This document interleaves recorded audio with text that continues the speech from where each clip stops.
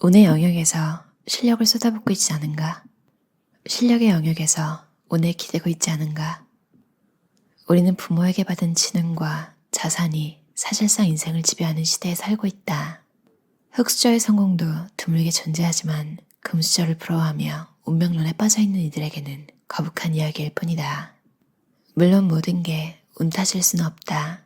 일의 결과가 실력에 의한 것인지 운에 의한 것인지 판단하기 어려운 경우 그 판단을 유보하고 장기간에 걸쳐 좋은 성과를 낼 수 있는 여러 시도를 해보자. 대성공은 실력, 기회, 운이 결합할 때 이루어진다. 실력만으로 최고의 자리에 오르는 것은 아니라는 뜻이다. 최선이 어려우면 차선도 괜찮다는 자세가 필요하다. 운이 내게 오지 않을 경우를 대비하라는 것이다. 인생을 살아가면서 우리는 수많은 리스크와 마주하며 선택의 기로에 선다. 기업이든 개인이든 최선의 플랜 A만 고집하지 말고 항상 차선의 플랜 B도 고려하는 융통성을 발휘해야 한다. 성공에 이르는 방정식은 정해져 있는 것이 아니다. 우연히 마주한 플랜 B에서 인생과 투자의 묘수를 찾을 수도 있다. 우리가 살고 있는 세계가 운의 영향을 받는 복잡계라는 것을 알아야 한다.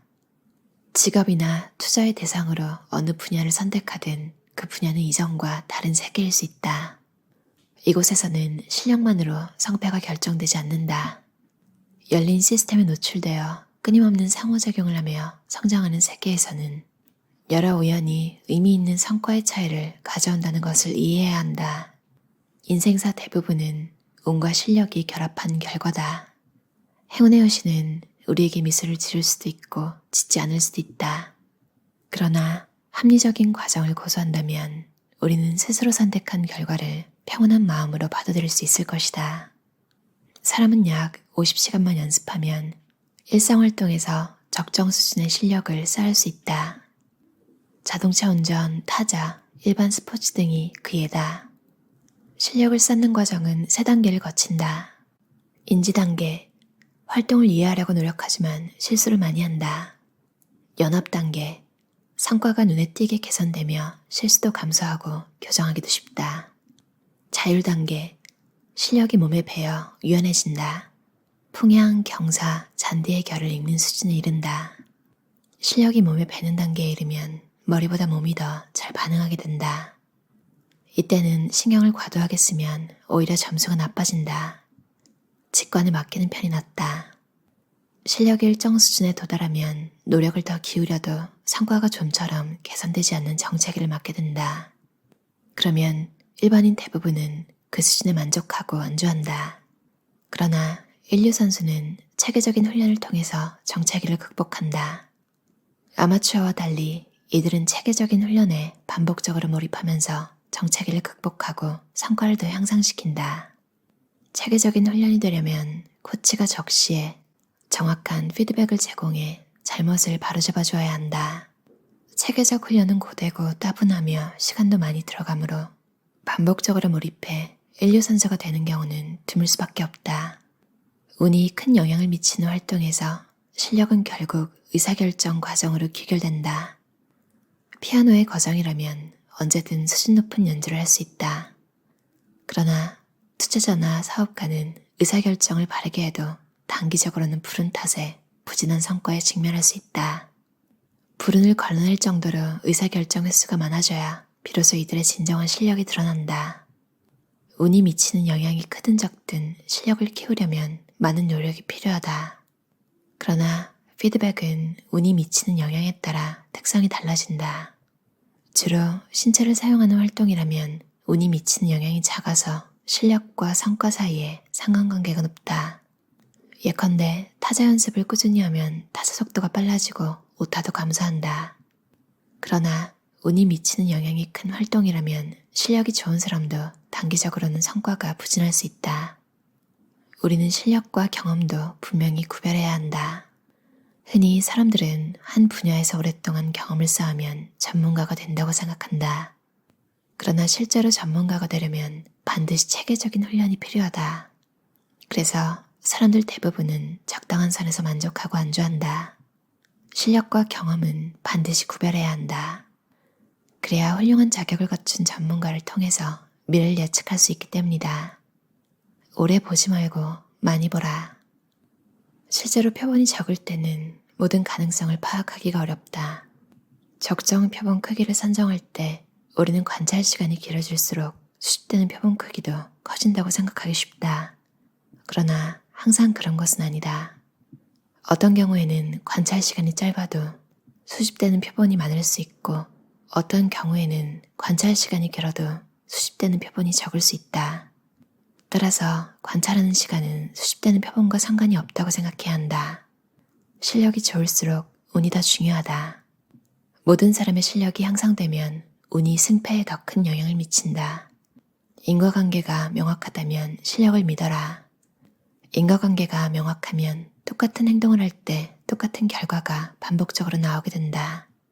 실력의 영역에서는 체계적 훈련이 중요하다. 운의 영역에서는 결과가 아닌 과정에 집중하라. 냉정하게 의사결정을 할 수 있는 기질.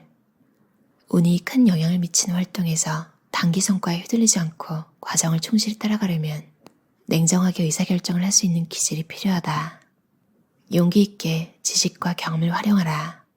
내가 사실에 근거해서 결론을 내렸으면 이 판단이 건전하다고 믿는다면 다른 사람의 생각과 다르더라도 실행하라.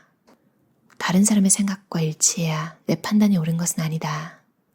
내 데이터와 추론이 옳다면 내 판단이 옳은 것이다. 피드백과 보상은 신중하게 결정하라. 어떤 분야에서든 사람들은 더 잘하고 싶어 한다. 운동선수는 더 좋은 경기 결과를 내려고 하고 음악인은 연주를 더 잘하려고 하며 회사 임원은 좋은 제품을 만들어 수익을 더 올리려고 한다. 의사는 환자를 더 잘 치료하고 싶어 하고 PD는 프로그램의 시청률을 더 올리려 한다. 명확한 피드백이나 적절한 보상은 더 좋은 성과를 내는 데 도움이 된다. 운의 영향을 많이 받지 않는 분야에서는 체계적인 훈련을 통해 실력을 향상시킬 수 있다. 하지만 실제로 체계적인 훈련을 통해 전문 기술을 익히는 사람은 소수에 불과하다. 실력이 향상하다가 정체하기 시작하면 그 정도 수준에 만족하고 훈련을 그만두는 경우가 많기 때문이다. 운의 영향이 작은 분야에서 성공하기 위해서는 반드시 체계적인 훈련을 받아야 한다. 체계적인 훈련이 가능하려면 자신이 현재 가지고 있는 능력을 뛰어넘는 노력이 필요하다. 또 시의적절할 타이밍에 정확한 피드백이 있어야 한다. 이 과정은 힘들고 지루하다. 좋은 훈련 프로그램과 적절한 피드백을 줄 수 있는 전문가는 드물고 실력을 완벽한 수준으로 끌어올리기 위해 수천 시간을 투자하려는 사람도 많지 않다. 그래도 우리는 체계적인 훈련이 필요하다는 사실을 잊지 말아야 한다. 체계적인 연습, 적절한 피드백, 피나는 노력 등은 광범위한 분야에 적용할 수 있는 핵심적인 개념이다. 운이 강한 영향을 미치는 분야에서는 과정에 주목해야 한다.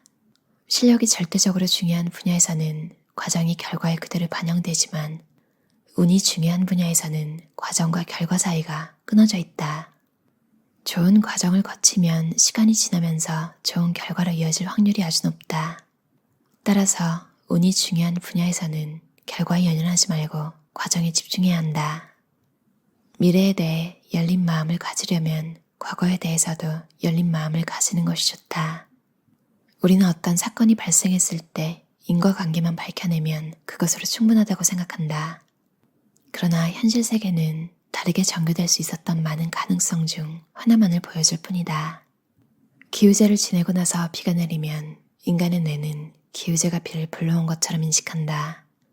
우리는 기우제가 비를 부른 것이 아니라는 것을 알지만 여전히 기우제를 지낸다. 실력을 향상시킬 방법을 개발하라. 체크리스트는 과도한 스트레스를 받는 상황에도 도움이 된다. 스트레스를 받으면 논리를 관장하는 전두엽의 기능을 교란하는 화학물질이 분비되기 때문에 비상시에 정확하게 판단하고 적절하게 행동하기가 어려워진다. 읽고 그대로 따라하기만 하면 되는 체크리스트를 사용하면 정확하게 판단하기가 어려운 상황에서도 문제를 해결할 구체적인 조치를 취할 수 있게 된다.